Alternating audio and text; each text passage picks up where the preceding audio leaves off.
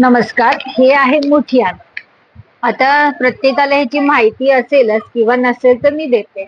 आता हे मुठियाल कशापासून बनतं तर आपल्याकडे हे कोकम सरबत आहे. आता हे बघा, हे रातांबा असतं. या रातांब्याच्या आतमध्ये एक बी असते.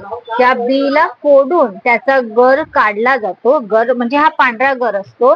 तो गर काढून त्या गराला उकळवतात. उकळून झाल्यानंतर हे थंड करतात आणि मग हे अशा पद्धतीने मुठियाल तयार होतं. याला मुठियाल नाव का दिलेले की ते आपण हाताने असं वाळतो म्हणून याला मुठियाल नाव दिलेलं. आता ह्याचे दोन पीस करायचे. एक आपण जेवणात वापरायचा, पोटात दुखते, लूज मोशन वगैरे होते त्याच्यासाठी. तर हे पोळीला, भाकरीला, वरण भातामध्ये हे लावून खायचं, हे मेल्ट होतं. आणि हा जो दुसरा भाग असतो तो आपण स्किनला वापरायचा. म्हणजे पायाला भेगा पडतात, ते स्किन रफ होते, रॅशेस वगैरे आले तर हे त्याच्यासाठी औषधासारखं काम करते. हे लगेच मेल्ट होते. तुम्ही जरी असं घासलं ना हाताला तरी पण हे मेल्ट होणार आहे, किंवा ह्याला तुम्ही शेगडीवर थोडंसं गरम केलं तरी ते मेल्ट होतं.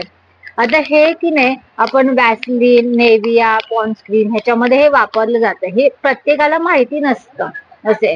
आता हे औषध म्हणून पण खातात. तर हे नॅचरली असतं. ह्याच्यामध्ये आपण केमिकल वगैरे काही घातलेलं नसतं. हा नॅचरली हा कोकम बटर असतं, हे कोकम तेल असतं. तर याच्यावरती की असं समजा काळं काळं काही आलं, ह्याला एक्सपायरी नसते कधीच. ह्याला समजा काळं काळं आलं तर ते आपण चमच्यानी काढून टाकू शकतो आणि ते वापरू शकतो.